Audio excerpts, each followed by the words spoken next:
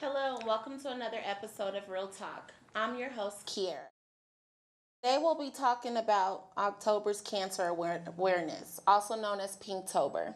Last week on Real Talk, we had a panel of guests that were all women of cancer survivors.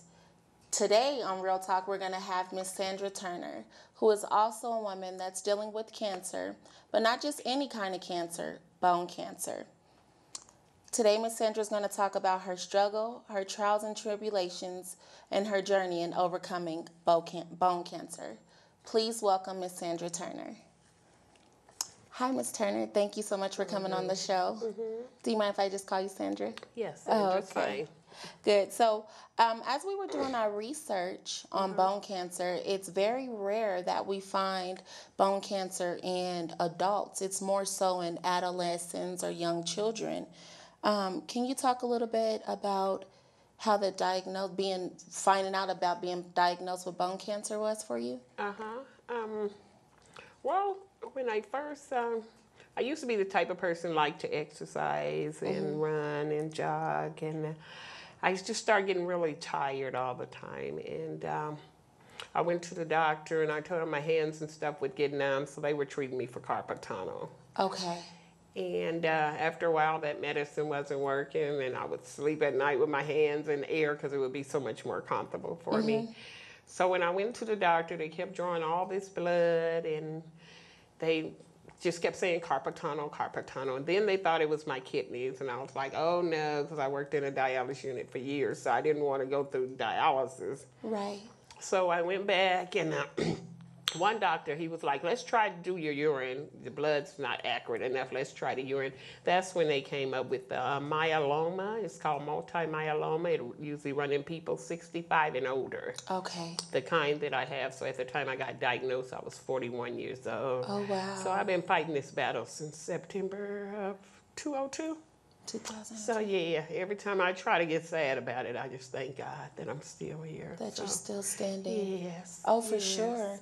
Now, do you have, just give us, that's your background, your medical background, but if you don't mind sharing with us, do you have children? Are you married? Yes, I have 3 daughters. They were all grown. And when I got diagnosed with my bone cancer in September 2002, I had just lost their father in January of 2001 from colon cancer. Wow. So when I got diagnosed, I was like, Lord, please, whatever.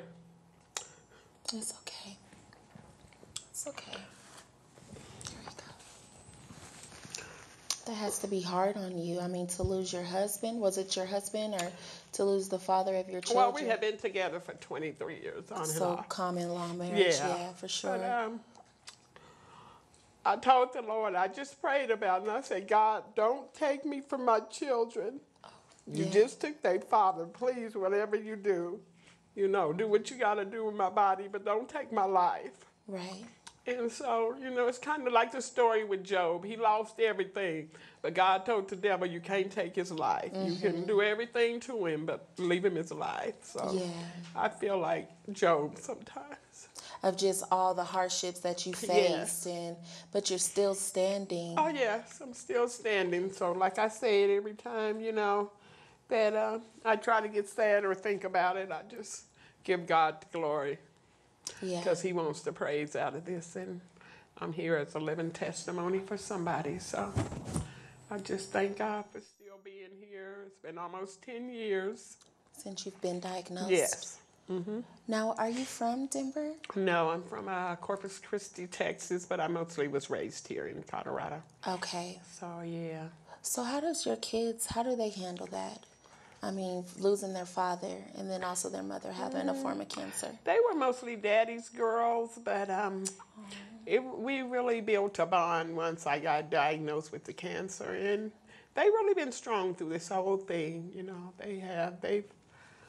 They've been strong. They don't believe I'm going nowhere, and I don't believe I'm going nowhere until God get ready. I always say, we're going to die when it's our time, but I don't think it'll be from cancer when I leave this earth. I don't think it'll be cancerous.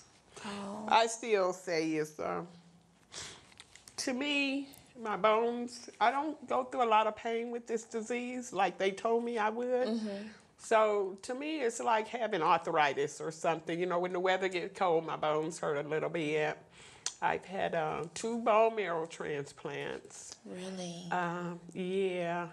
And I just thank God that I'm still standing because my doctor always tell me, you the fastest healing bone marrow transplant patient I've ever had. And I've been doing this for over 50-something years. So I My just God. thank God. And I know it's God getting the glory out of this situation. You are so strong, Miss Sandra. For most people, or people who have bone cancer, more than, when we did our research, more than 2,000 people in the United States have get diagnosed with bone cancer. Yes. And a lot of them don't, like you said, your doctor said, a lot of them don't make it, or a lot of them are not able to take that treatment, and their body can't handle all the medication. So I mean, I would want to know, how has this been so life-changing for you? I mean, it's obvious after losing your husband or the father of your kids. How life-changing has it been for you and your family, though? Going through everything with being diagnosed with cancer. Yeah, it's really changed my life a lot. It made me look at life a lot different, and just to look and think that one day you can be here in the next minute, you know, that you won't. Because before I got diagnosed with this, I never caught colds, never got sick or anything. Wow. So I wasn't used to taking medicine. So when I first got diagnosed, I didn't like to take my medicine. And I would always forget it. My sister would stay on me. And so, you know, I just thank God I had 7 years of remission in between. So I thank God for that too, that it hasn't been a hard journey at all. I can't complain. I won't complain. And that's kind of what, when I've done research or when I've talked to people who have been just diagnosed with major illnesses like AIDS or even cancer, Yes. A lot of people feel like untouchable, like it can't happen to me. And somebody like you worked out, you took care of your body, and once you found out about it, and after losing the father of your kids, I mean, what's your mental state after that? What would you recommend to somebody, you know, to just keep going? Yeah, just every day we're here on this earth. Every morning God wakes you up. It's another day that you have here. So just make the most of it. Right. I would tell everybody, just make the most of it. Just thank God you're here, whether it takes you 15 or 20 minutes to climb out the bed in the morning, yet he woke you up so you have another opportunity to do whatever it is that you got to do and give him the praise. Just to live life. I just thank God to live life to the fullest, you know. Now, how did you go about telling people about your bone cancer or being diagnosed with family and friends? I called everybody to the hospital, and I told them, and when I broke the news to everybody, they was really shocked because the doctor actually gave me 6 months to live. Wow. Of course, you see, that wasn't true, but I was really nervous because, like I said, my kid's father passed away in January of 2001, and they gave him 6 months to live, and he lived exactly 6 months. So when I got diagnosed and they gave me 6 months, of course, I was believing it, you know. Right. But I knew the Lord, but I don't think well, you know what? I didn't know the Lord like that, but anyway, I believed the doctors, but then, you know, the Lord started dealing with me and said, whose report am I going to believe?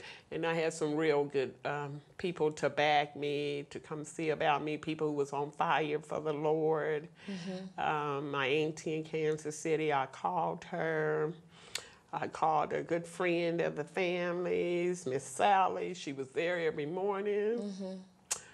So I just thank God for family and friends. And just standing in faith and all that prayer. Yes. For sure. And I think just sitting here talking to you in your presence, it's so encouraging just to see somebody that's standing and smiling through all of your trials and tribulations. Now, did you have to go through chemotherapy at all? Yes, I didn't have a lot of chemo when I first got diagnosed. I needed 9 months worth of chemo. I used to go in the hospital once a month, stay 5 days. It took 4 days for the chemo to run in, 1 day for just to sit there and make sure I was okay. The first time the chemo didn't make me really sick or vomit or nothing, a little constipation. It didn't bring my hair out or anything. I had a good 9-month run with it, and on the 9th month, the chemo ran in me too fast and they thought I had an infection, so they stopped the chemo and put me on a pill, so I didn't get no more chemo for another 8 years. Wow. Yeah, so from 2003 until 2008, I didn't have no chemo. I didn't have anything. I was living on the grace of God. That's so awesome. So, you know, with going through everything, I was still walking normal, still able to do my everyday activities. I take that back. I did take a pill at night.